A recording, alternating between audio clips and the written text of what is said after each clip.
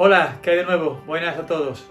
Bueno, pues aquí estamos para un nuevo capítulo, el cuarto ya de esta serie, de esta Masterclass, Monchi 13 Masterclass, que espero que os esté gustando y que estéis disfrutando con ella.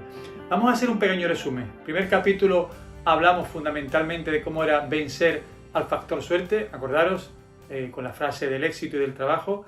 En el segundo capítulo hablamos de algo que a veces dejamos pasar, ¿no? Que son esos pilares básicos, la dirección única, la planificación y el grupo de trabajo.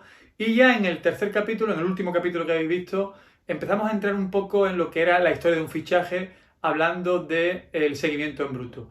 Como os acordaréis, en aquella clase, en esa última clase, la del pasado lunes, hablábamos de dos fases en la planificación muy marcadas, ¿no?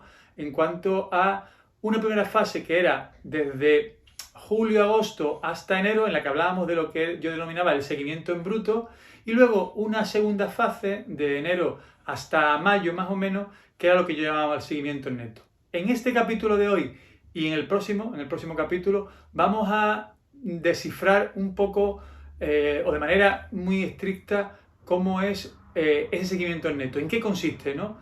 Acordaros que os dije que la base fundamental de ese seguimiento neto era el trabajo que habíamos hecho en la primera parte del año, el seguimiento en bruto, es decir, llenar nuestra base de datos con nombres de manera un poco general, sin ir a un objetivo concreto, para de ahí sacar una lista de elegidos que nos serviría como punto de partida de la siguiente fase. Bueno, pues estamos en la fase del seguimiento en neto. Tiene 5 puntos importantes esta fase, ¿no?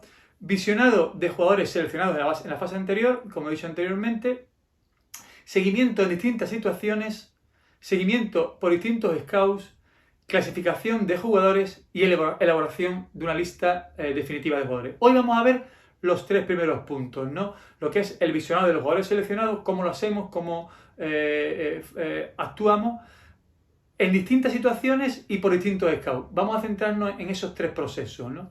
Y luego haremos 2 reflexiones para que veáis que cuando yo decía en los primeros capítulos que cuando teníamos una hoja de ruta y nos equivocábamos, que nos hemos equivocado mucho, intentábamos rectificar y no incidir en el error. Os voy a poner 2 ejemplos de por qué hemos cambiado nuestra forma de trabajar en base a eso, ¿no? A corregir los errores. Pero vamos con el seguimiento en neto. Partimos de la base de que ya deshacemos el trabajo por grupo. Acordaros que en la primera fase, en el seguimiento en bruto, cada scout tenía adjudicado unos campeonatos. Aquí ya nos olvidamos de clase A, clase B y clase C. Aquí trabajamos con nombres. Y como he dicho anteriormente, con 2 premisas muy importantes. Visionado en distintas circunstancias y por distintos scouts. ¿Qué significa en distintas circunstancias, en distintas situaciones? Pues significa que basándonos en mi filosofía bilardista, en intentar matizar al máximo los pequeños detalles, muchas veces hemos escuchado, ¿no?, decir, oye, pues tal jugador cuando juega de local, la verdad que la rompe, pero cuando juega de visitante se esconde un poco.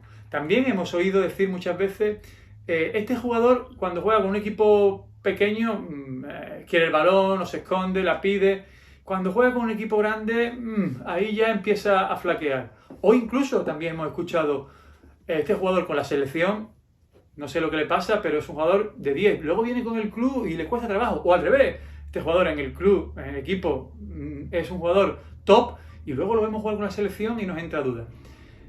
Para evitar eso, para evitar llevarnos esa sorpresa, para evitar que el factor suerte sea la que decida si el jugador juega bien de casa, de local, de visitante, partidos importantes, menos importantes, hay que verlos, como yo digo, en distintas situaciones. Mira qué fácil es muy sencillo. Es decir, vamos a hacer un seguimiento de esos jugadores en todas esas situaciones para evitar que la suerte, que la improvisación nos sorprenda. Pues entonces lo vemos, oye, vamos a seguir a tal jugador, vamos a poner un ejemplo de esta temporada, vamos a seguir a Ocampo. Pues vamos a ver lo que en el Olympique de Marsella cuando juega de local, cuando juega de visitante, cuando juega un partido importante contra el PSG o contra el Olympique de Lyon, contra un equipo un poco más débil como puede ser el Rennes o puede ser el Dijon o puede ser, bueno, en distintas fases de partido. Vamos a verlo también cuando juega de local, cuando juega fuera de casa, si es internacional, oye, vamos a verlo con la selección, vamos a intentar tener la mayor información, lo repito muchas veces, tener la información es fundamental para tomar decisiones. Luego, ojo, luego tú decides. Es decir, puedes decir, oye, mira, he estado viendo a Ocampos, que pongo el ejemplo, es verdad que en los partidos visitantes no rinde igual, pero como yo lo que quiero es, cuando juguemos en casa, abrir el campo, tener un jugador que rompa el espacio, bla, bla, bla, bla, lo voy a comprar. Ya después trabajaré psicológicamente para que también rinda fuera de casa. O voy a comprar a este jugador X, sí sé que en los partidos importantes no me da el nivel, pero en casa, en los partidos menos importantes, donde yo tengo ese dominador, es fundamental. Lo voy a comprar. Ya luego trabajaré con él para mejorarlo, que aporte más en los partidos importantes. Y así sucesivamente. Por tanto, importante intentar tener una visualización del jugador lo más amplia posible para que no nos sorprendan los errores. Segundo, por distintos scouts. He dicho al principio que ya nos olvidamos de ligas de clase A, no. Ahora intentamos hacer un filtrado, un barrido de no menos de 6 o 7 visualizaciones con distintos scouts. Fundamentalmente, y como norma común, aquellos scouts que no lo han visto en la primera fase. Es decir, si tenemos seleccionado un jugador de la liga francesa, en ese visionado de ese jugador ya no participa el scout que ha dominado la liga francesa, porque ya ese jugador lo conoce y de hecho está en esa lista porque él ha sido el que lo ha puesto encima de la mesa. Por tanto, de visualizar al jugador en distintas situaciones y por distintos scouts a los que se han visto en la primera fase y no menos de 6 o 7 visualizaciones por jugador. Intentando tener la mayor información y el mayor punto de vista del jugador posible. A partir de ahí empezamos a hacer el último filtrado, que es lo que yo llamo la lista de elegidos definitiva, que es lo que veremos el próximo día. Veremos por qué hacemos esa lista, cómo la hacemos, qué perfiles utilizamos, pero eso será el próximo día. Hoy, antes de seguir avanzando, sí me quiero parar en dos cosas importantes, ¿no? En este momento me podíais preguntarse, oye, Monchi, ¿y por qué no hacemos una cosa? ¿Por qué no, antes de empezar a ver esta fase, por qué no te sientas con el entrenador y decidís ya los puestos, pues ya lleváis 6 meses trabajando, decidís ya los puestos que vais a reforzar para la temporada que viene y os ahorráis tener que ver a todos los jugadores en todas las posiciones? Buena pregunta. Mi respuesta es, acordaros, el caso Dragutinovic. Eso es lo que hacíamos antes. Antes decidíamos qué perfil íbamos a ver, veíamos 5 o 6, lateral derecho, lateral izquierdo, el medio centro defensivo, un jugador en banda y un delantero. Punto. Y nos centrábamos solamente en eso. A partir de que nos pasó, que ya os conté, que me cogió con el pie cambiado, el caso de la marcha de Sergio Ramos y no tener repuesto, dijimos, por el modelo de negocio, por la forma de trabajar, por la filosofía del Sevilla, cualquier jugador puede salir en cualquier momento. Así que no hagamos seguimientos señalados antes de que termine la temporada. Vamos a hacer seguimientos de todas las posiciones, de las 11 posiciones, portero, lateral derecho, lateral izquierdo, central izquierdo, medio centro ofensivo, todas las posiciones. Por eso trabajamos con 11 jugadores por posición, por estudio. Estudiamos todas las posiciones, no nos centramos solamente en una selección, que es una pregunta lógica que podríais hacer. La explicación, acordaros, caso Dragutinovic. Nos puede pasar que creamos que hay un puesto que no vamos a tener que reforzar porque está bien cubierto, puede pasar en cualquier momento que haya una oferta, que paguen una cláusula, X. Por tanto, consejo que os doy, en todas las posiciones del campo.